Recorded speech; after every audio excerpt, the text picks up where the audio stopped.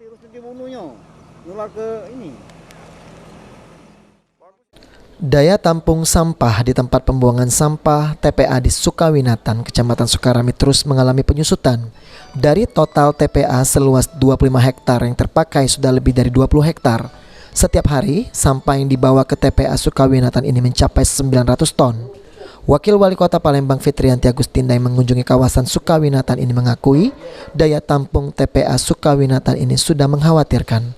Untuk itu dirinya mendorong TPS 3R didirikan di setiap kelurahan untuk mengolah sampah yang berasal dari rumah tangga sehingga sampah yang dibawa ke TPA Sukawinatan dapat diminimalisir.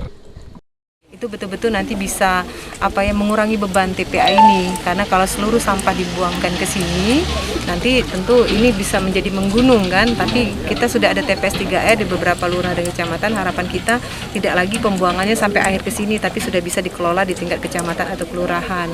Dan target kami ya maunya kita tentu kita punya target inginnya di setiap kelurahan dan kecamatan sudah ada, sehingga TPA kita seperti ini bebannya semakin berkurang, karena sampah plastik itu baru bisa terurai 400 tahun. Untuk memindahkan TPA jauh dari pemukiman, Pemkot terkendala dengan lahan karena TPA membutuhkan lahan yang cukup luas. Sedangkan saat ini daerah-daerah pinggiran pun sudah banyak juga dibangun perumahan-perumahan. Aprianto, Abidin Riwanto, PAL TV.